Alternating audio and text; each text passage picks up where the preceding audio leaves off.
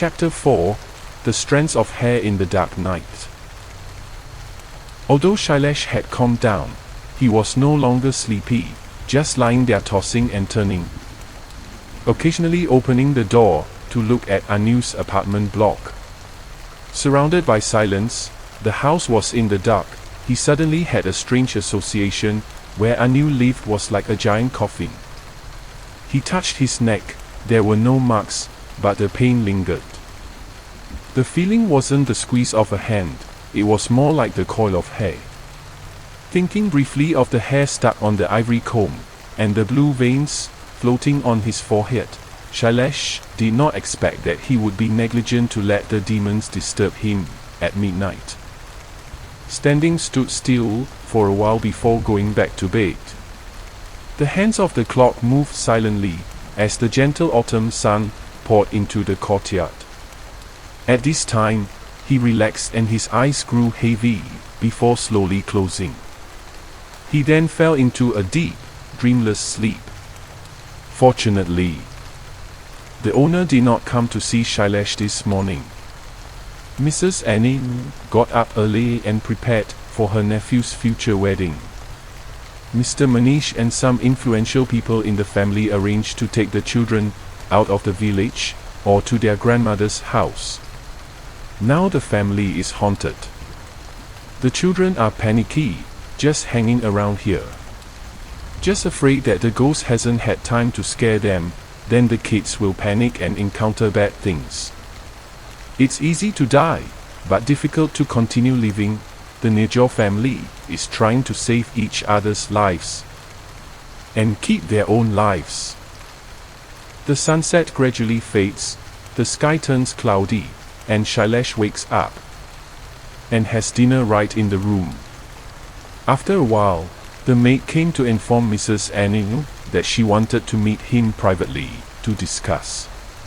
When Shailesh arrived, Mrs.Annu was already sitting on a chair carved with a very sophisticated image of the dragon and phoenix.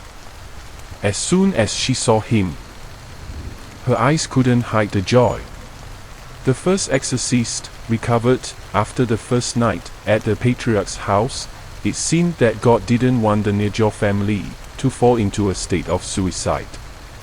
She told Shailesh to sit down and warmly poured him a cup of tea. Mrs.Annu was so busy all day that she could sit down with the exorcist at this time. Shailesh nodded, took the cup of tea, took a small sip, and said it was all right. He also needed some time to calm down. She then got straight to the point. The story begins with her daughter-in-law, Sonal, committing suicide in an abandoned house that no one had dared to approach for a long time. It's unknown if that was the beginning of the woes. Since the funeral of the ill-fated daughter-in-law, every month, members of the Nijor family have died for all kinds of reasons: suicide, accident, or suddenly suffering from an incurable disease with no cure. At first, her family thought it was just a coincidence, but after a year had passed, it was clear that the 12 deaths were due to the harassment of the demons. Shailesh nodded, quickly understanding the crux of the matter. Let me explain a little about this phenomenon. For a long time, people thought that there was a phenomenon where many family members died continuously in a short period, because the first person died on a taboo day or time, such as tiger, monkey, snake, or pig. The death occurred on an unfavorable day, and the hour will easily be taken away by the devil. They tortured them by pecking their foreheads, causing them pain, and revealing their family members. Those whose names are declared will be captured by the demons, and then become the next bad guy. Follow the next development in the story. Shailesh secretly calculated that it would start with one dead person, and then bring in many more of them. Isn't this the phenomenon of a family with multiple deaths in a short period of time? Annu sighed, pressing her hand to her cheek. The autumn cold seeped into her skin, causing her body temperature to drop. At first, Mrs.Annu and her husband also thought so they invited an exorcist to come and see. But Sonal didn't die at the time of the Great Cavalry, so how could they be harmed by those demons? But even if everything happened like that, Mrs.Annu's family still performed a proper ceremony to let Sonal be freed, but it was still there. Shailesh rubbed his chin, thought for a moment, and asked again, "Why did Sonal commit suicide?" Annu lowered her eyelashes and looked down at the ruby ring on her little finger. She remembered and told. Sonal is about to get married, but is still not definitive with her ex-lover. A few days before the wedding, Annu's son saw the two of them walking together. Although Mrs.Annu's son had forgiven her, Sonal didn't forgive herself. Perhaps she was too tormented to think so foolishly that she committed suicide on her wedding night. Saying this, she looked up at the ceiling wearily. Poor child, Sonal was young and foolish. Mrs.Annu and her husband, and Atul didn't blame her. Moreover, Sonal committed suicide on her wedding night, making her husband's family ashamed when they met her family. Shailesh mused, eyebrows slightly furrowed. It could have been due to outside influences if it hadn't been for Sonal being captured by the demons. The Nirjor family is so wealthy that there is no shortage of envious people. Who knows, maybe someone is so spiteful that they would cast a spell to curse the entire family with no heirs. Mrs.Annu silently observed Shailesh's face, pondered for a moment, and hesitated for a few seconds before opening her suggestion. If Shailesh wanted to find the source of the ghost haunting her house, he should try starting with Annu. Annu! What's wrong with Miss Annu? Shailesh put his hands on the table, not realizing that he was raising his voice higher than usual. Suddenly shivering a little, Mrs.Annu took a sip of tea, took a breath, and spoke. Since birth, Annu had had problems like no other. At times, the little girl scared her. After giving birth to Annu, her mother died of a blood clot. The moment she uttered her first words, Annu said all sorts of strange and sinister things.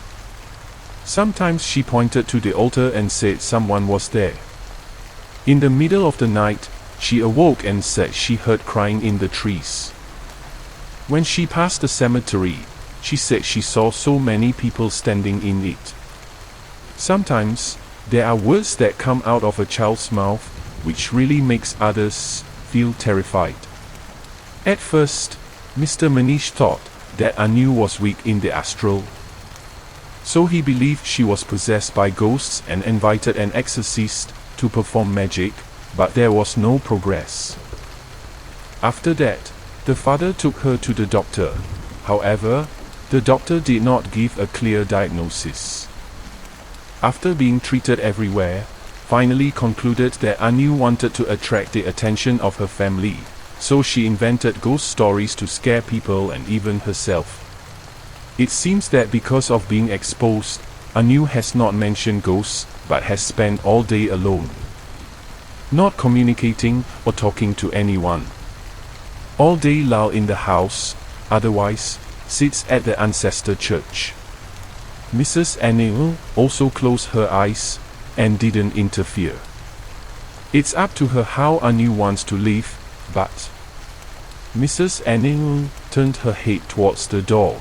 From there, she could see Annu's house, which was closing the door quietly. After Sonal's funeral, Annu became increasingly quiet. Her skin became paler and paler, like that of a dead person. The maid told Mrs.Annu that she sometimes saw Annu in a daze, then sat and talked to herself. but only said meaningless sentences.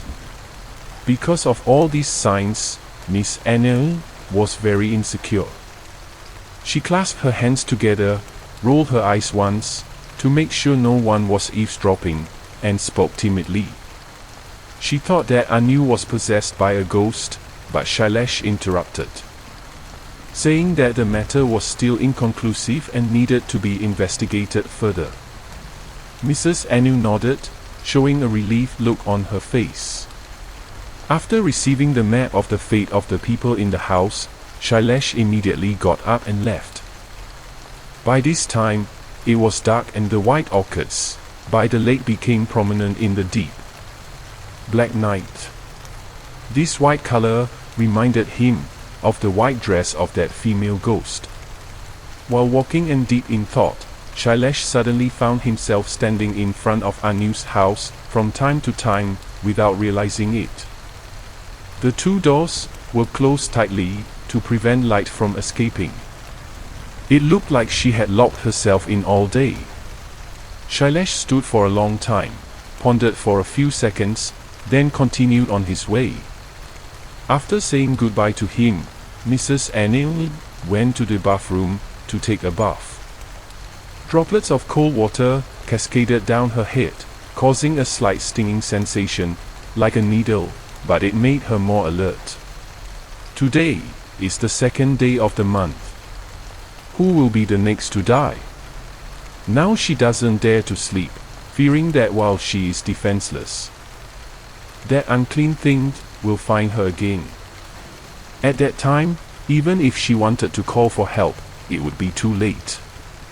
The second hand moves at a steady rate, 9 o'clock in the evening. This pendulum clock is 300 years old, and is said to have previously been owned by an aristocrat in England. The pendulum swings, and Mrs.Annu looks at it intently as it moves to the left and then to the right, steadily, rhythmically, terrifyingly rhythmic. Like the image of Sonal hanging, swinging in an abandoned house. A chill ran down her spine, and she quickly shook her head, dispelling the memory. Only she and a few mates had seen Sonal's body hanging from the noose with their own eyes. So, even though the incident had passed a year ago, she was still haunted. Sometimes Mrs.Annu would wake up in the middle of the night. It is true that the body commits a sin to life, the sin of others. It's not worth it to commit suicide. Drying her hair, at this time her husband has not returned, she sat on the dragon and phoenix chair and turned on the TV to relieve the feeling of loneliness. There was no special program. Her eyes darted around, involuntarily skimming the mirror. But what popped up on it made her look back immediately. Apparently, there was a daughter in a white dress, with her back-length hair sitting next to her. Swallowing softly, she slowly looked to the side. Nobody. Suddenly, there was the sound of slow footsteps entering the house. Mrs.Annu trembled, unconsciously gripping the knife on the table, her hand clenching the handle tightly. The sound of those footsteps was distinct. Her heart was pounding so hard, it felt like it was going to burst out of her chest. Outside, the raven's voice sounded like a call to the soul. Could it be that this time it had come to catch her? At this moment, Mr. Manish suddenly walked in, took off his coat, and looked at his wife incredulously. Then he asked what had happened to make Mrs.Annu turn pale like that. Mrs.Annu stammered for a few seconds, then quickly regained her composure and replied that it was nothing, as had been a bit confused. Mr. Manish nodded and poured himself a cup of tea. With her husband by her side, she felt much more secure. While Mr. Manish was hanging his shirt on a hook, Mrs.Annu stood up, walked over to him, and asked softly if it was a new month, and if Mr. Hui could cover up this ghost. Mr. Manish grumpily replied, "How did he know? He was also not an exorcist." He was about to climb into bed when he saw his wife's sad face. So he sighed and suggested that if Annu was too scared, he should tell the maid to prepare the car. Tomorrow, they would take her to the temple to pray for peace. Now it was not the first day or the full moon day, but Mr. Manish still often went there, feeling much more comfortable. Mrs.Annu heard that. She nodded slightly before slowly walking into the bathroom.